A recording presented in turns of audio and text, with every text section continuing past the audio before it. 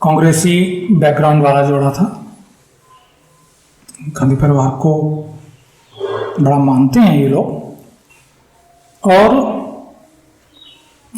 इनकी दिली ख्वाहिश थी कि वो जो बच्चा है उनका उसका नामकरण राहुल गांधी जी करें। अपने आराध्य के पास बच्चे को लेके पहुंचे। ये चलन है देश के बहुत सारे हिस्सों में कि जो बड़े लोग होते हैं उनसे बच्चे का नाम रखवाते हैं। तो लेके खड़े हुए थे इंतजार में। भारत जोड़ो यात्रा गुजर रही थी। अब चूंकि यात्रा में जितनी प्रचंड भीड़ हो रही है उसमें राहुल जी आसानी से जो लोग होते हैं उनसे मिल लेते हैं। इस जोड़े से ही मिले राहुल बाबा। उन्होंने कहा कि हम चाहते हैं कि हमारे बच्चे का नामकरण आप करो। राहुल गांधी ने बच्चा गोद में लिया। कैमरे बिल्कुल रेडी होते हैं साथ में, तो बच्चा गोद में लिया, उठाया और कैमरों की तरफ घूमे और देखा। बोले अरे वाह, इसका नाम रखना तो बड़ा आसान है। मैं इसका नाम आशीष रखूंगा। आशीष नाम बड़ा परफेक्ट होगा इस बच्चे के लिए। लेकिन मुझे एक बात समझ में नहीं आ रही, बच्चे की मम्मी भाई, मुझे एक बात समझ में नहीं आ रही कि ये बच्चा दूध कैसे पीता होगा। इसके ना सर है, न मुंह है, न नाक है। ये दूध कैसे पीता होगा। सिर्फ इसके 3 हाथ हैं, उनमें भी एक चुटकू सा है। तो ये बच्चा आखिर दूध कैसे पीता होगा। नामकरण तो ठीक है। तभी पीछे से जो पीआर टीम है अपने बाबा की, उसमें से कोई आया और धीरे से आके राहुल बाबा के कान में कहा, बोले राहुल बाबा, बच्चे को सर के बल क्यों लटकाए हो, ऐसे सीधा करके तो पकड़ लो।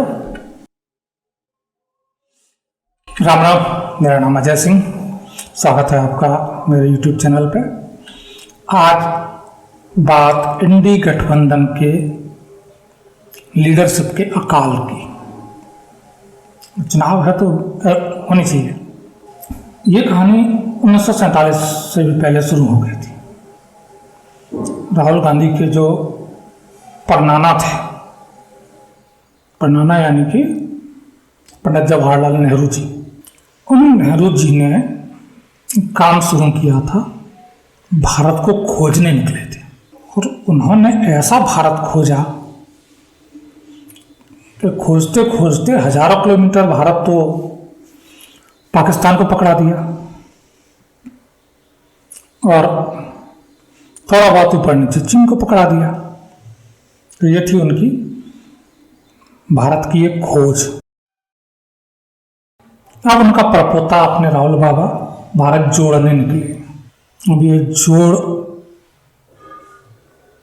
कहाँ कहाँ लगेंगे या जोड़ के नाम पे ये देश पे जिन्हें जोड़ बताया जा रहा है वो पैबंद लगने जा रहे हैं, ये जल्दी समझ में आ जाएगा। वैसे अब देश की जनता जागरूक है। इस देश पे टाट के पैबंद लगने नहीं देगी। वो खोज क्या रहे थे ये कभी पता नहीं चल पाया। ये जोड़ क्या रहे हैं वो कोई जानता नहीं, खुद भी नहीं जानते दरअसल। बस खोज और जोड़ के बीच की जो यात्रा है वो आज की कांग्रेस है। और कांग्रेसियों का जो माइंड सेट है अपने लीडर को लेके, उस पर मुझे रात्रि भर भी कोई आश्चर्य नहीं होता, होना भी नहीं चाहिए। उनका एक सिस्टम है और वो सिस्टम उन्हें बताता है कि बैल एक दिन दूध देगा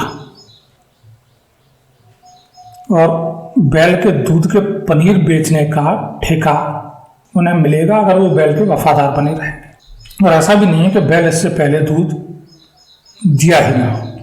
इतिहास गवाह है, बैल अभी 10 साल ही गुजरे, इससे पहले बैल के दूध का पनीर इस देश में बिकता था। और कमलनाथ जी की माने तो बैल का मूत्र भी बिकता था। तो बैल दूध नहीं देता है ये थ्योरी कांग्रेस पे लागू नहीं होती है और कांग्रेसियों पर तो बिल्कुल नहीं होती है।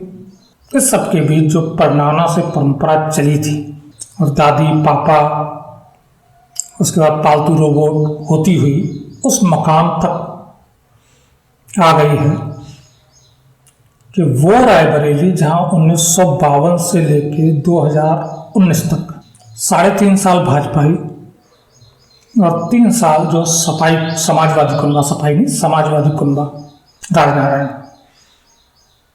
इन्हें छोड़ दिया जाए तो पुश्तैनी सीट थी रायबरेली। वो अमेठी जिसका हाल भी लगभग 2014 से पहले या 2019 से पहले रायबरेली वाला ही था। उन सीटों से मैदान छोड़ के वरिष्ठ नेताओं को भागना पड़ रहा है। जो सिरमौर है नेता कहे जाते हैं, वो अपने खुद की दम पे अपनी सीट जीतने के लायक नहीं है। उन्हें खुद जो क्षेत्रीय उनकी पार्टी के छत्रप हैं उनके भरोसे लोकसभा में अपनी जगह बनानी पड़ रही है। ये लीडरशिप का मोटा मोटा उनका हाल है। कांग्रेस के जिस सर्वोच्च नेता पे कांग्रेस और जो पूरा इंडी गठबंधन है, इसकी नैया पार लगाने का जिम्मा है, उस बेचारे की अपनी नैया में छेद है। वो खुद बचाए बचाए घूम रहा दूसरों के भरोसे। अब इंडी गठजोड़ ने सोचा ये था कि चलो राहुल बाबा को अपना लीडर डिक्लेयर नहीं करते, लेकिन उनका दुर्भाग्य है कि बिना डिक्लेयर किए हुए भी राहुल बाबा उनके लीडर हैं। वो स्वीकारें नहीं स्वीकारें, कहें ना कहें, बोलें ना बोलें, लेकिन राहुल बाबा उनके लीडर हैं और एकमात्र लीडर है। और ये उनका दुर्भाग्य, ये उनकी प्रचंड असफलता कि जो क्षेत्रीय छत्रप वहाँ इकट्ठे हुए भी हैं, उनमें से कोई इतनी बड़ी औकात का नहीं है कि उसे नेशनल लेवल पर चेहरे के तौर पर पेश किया जा सके। पब्लिक ने खुद से ही यह तय कर दिया है कि नहीं, इनका लीडर कौन है। अभी मैं आपको एक छोटा सा एग्जांपल बता रहा हूँ। लास्ट ईयर मैंने खुद से एक सर्वे किया था। मैंने अपने ही आसपास के जो प्राइवेट स्कूल्स होते हैं उनमें विजिट की और नर्सरी से लेकर के क्लास 4 तक के अटेंडेंस रजिस्टर देखे। एक स्कूल में जाके आपके लिए आधा घंटे का काम है, आप भी कर सकते हो। अगले 10 दिन में आपको मेरी बात को सही या गलत साबित करने के पर्याप्त सबूत मिल जाएंगे। तो जब मैंने ये देखा तो आश्चर्यजनक बात थी। नर्सरी टू 4th में जो बच्चे आपका 3 से 10 साल की एज ग्रुप के, 10 स्कूलों में नर्सरी से 4th क्लास तक मुझे एक भी बच्चा ऐसा नहीं मिला जिसका नाम राहुल हो, जिसके माँ बाप ने उसका राहुल नाम रखा हो। और ये छोड़िए, अगर कोई धुर कांग्रेसी है और आपने उसके बच्चे को मजाक में राहुल बाबा कह दिया तो 2-4 बार तो सहन कर लेगा, लेकिन उसके आगे वो डंडा लेके आपसे लड़ने आ जाएगा। कांग्रेसियों की अपनी नजर में ये नाम क्या बन चुका है